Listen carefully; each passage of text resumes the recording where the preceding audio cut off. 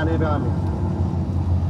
এখন তো এইরকম করে রাখা হয়েছে, কিন্তু হজের সময় ট্রাক ভর্তি করে গেলে এখানে কি করে রাখা হয়, স্টপ করে রাখা দেওয়া হয়। দেখেন ডানে বামে দেখতেছেন এই যে কঙ্করগুলা রাখা আছে, এখান থেকে সংগ্রহ করে তারপরে এখান থেকে পায়ে হেঁটে আপনার সামনে আসবে জামারাত।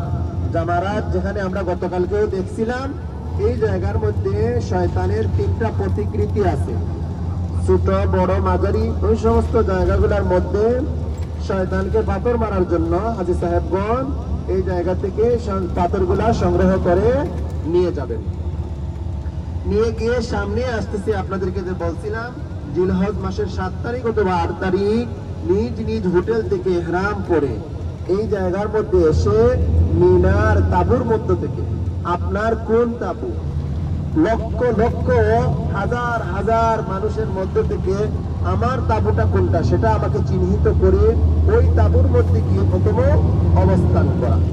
তারপরে সেখান থেকে মুআল্লিম সাহেব কথা বলে বুঝিয়ে শুনিয়ে আমলের তালিম দিয়ে তারপরে এখান থেকে ওই আরাফার ময়দানে গিয়ে সারাটা দিন অবস্থান করা। তারপরে এখান থেকে আবার সন্ধ্যার সময় আইসা সারাটা রাত্র এখানে অবস্থান করা। এখান থেকে পাথরগুলো সংগ্রহ করে নিয়ে তারপরে ওইদিকে সোজা যাবেন গিয়ে জামারাতের মধ্যে পাথর মারার জন্য। এর আগে আমাদের সামনেই আসবে মিনারতে তাঁবুগুলা সম্পর্কে বলছিলাম। এই তাঁবুগুলা বিশেষভাবে প্রক্রিয়াজাত করে তৈরি করা। এগুলা পানি, মেঘ, বৃষ্টি, এমনকি আগুনও এগুলাকে কি করতে পারে না, নষ্ট করতে পারে না। এই যে আলহামদুলিল্লাহ, এই যে ডান পাশের যে তাঁবুগুলার যে দেখতেছেন না, এগুলাই হলো ঐতিহাসিক তাঁবু, যেটাকে বলা হয় মিনা। মিনার ঐতিহাসিক তাঁবুগুলা, যেগুলার মধ্যে এসির সিস্টেম করে রাখা হয়েছে, একদম আমাদের হোটেলের রুমের মতন করে।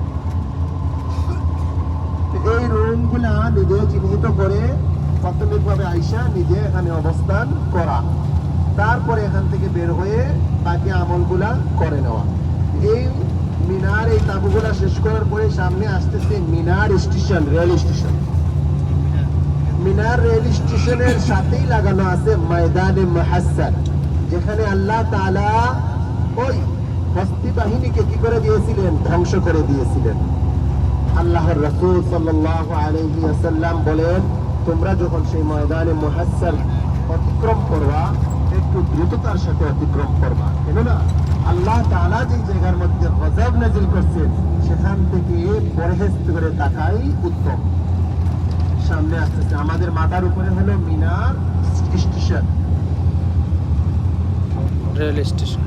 এই যে ডানে যে বেড়াগুলা দেওয়া দেখতেছেন না, নেটের মাধ্যমে এইরকম বেড়া দেওয়া সামনে একটা জায়গা দেখবেন ডান পাশে, এই জায়গাটাই হলো ময়দানে মুহাসসার।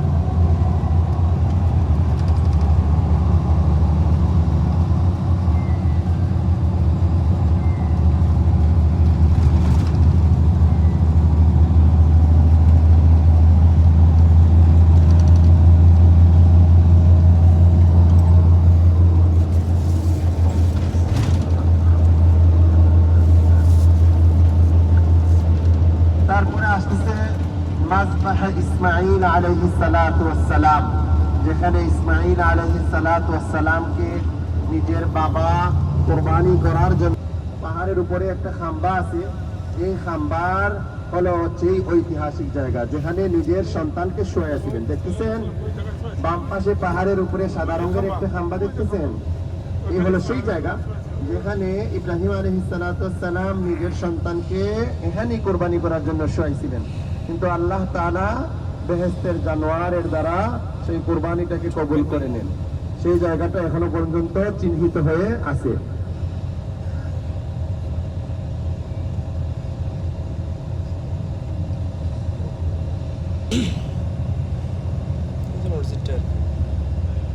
মসজিদ না মিনারটা।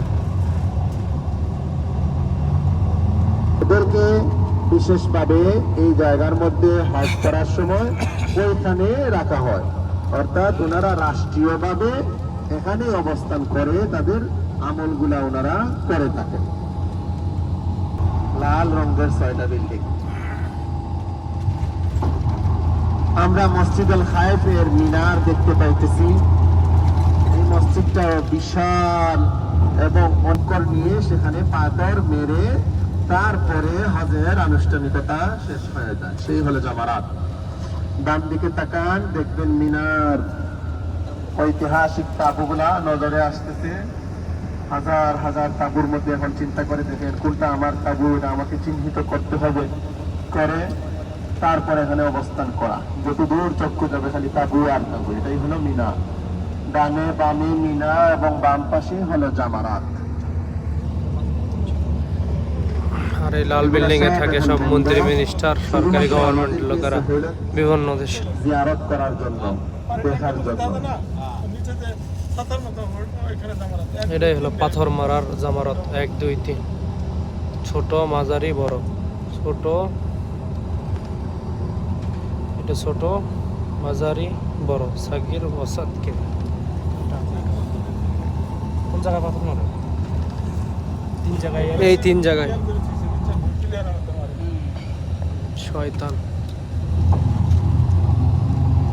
বাম পাশে লাল রঙের বিল্ডিং গুলা দেখতেছেন না, এর জন্য। এখন আমরা আলহামদুলিল্লাহ যাইব জাবালে নূর, যেটা আমরা গতকালকেও দেখছি। জাবালে নূরের ঐতিহাসিক পাহাড়, যে করেন নাজিল করেন হযরত জিবরাইল আলাইহিস সালাতু ওয়াস সালামের মাধ্যমে। বিসমিল্লাহির রহমানির রহিম। اقرأ باسم ربك الذي خلق خلق الإنسان من علق اقرأ وربك الأكرم الذي علم بالقلم علم الإنسان ما لم يعلم। এই 5টি আয়াত নিয়ে আল্লাহ তাআলার পক্ষ থেকে হযরত ইব্রাহিম আলাইহিস সালাতু ওয়াস সালাম আল্লাহর রাসূল সাল্লাল্লাহু আলাইহি ওয়াসাল্লামের কাছে এই জাবালে নূর নামক পাহাড়ের এরা গুহার ভিতরে কি করে আসেন। আয়েশা ওনাকে এই আয়াতগুলা কি করান, নাজিল করান বা পড়ান বা শিখিয়ে তারপরে ওনার উপরে এই আয়াতগুলা নাজিল করে চলে যান। পরবর্তীতে আল্লাহ তাআলা পূর্ণ কোরআন শরীফের 30টা পারা মক্কা এবং মদিনা এই জায়গাগুলোর মধ্যে কোরবানি করার জন্য হাজী সাহেবগণ আসেন। এই যে ডান পাশে পাহাড়ের নিচে যে ছোট ছোট গোলা দেখতেছেন, এখানের মধ্যে কোরবানি করার জন্য আসেন। ট্রাঙ্কের মতন দেখা যাইতেছে বাম দিকে, বাম পাশে দেখেন বিশাল বড় বড় ট্রাঙ্কগুলা দেখা যাইতেছে। এগুলা হলো পানির ট্যাঙ্কি। হজের সময় হাজী সাহেবদেরকে এই জায়গা থেকেই পানিগুলা সরবরাহ করা হয়। দেখছেন বিশাল বড় বড় এগুলা।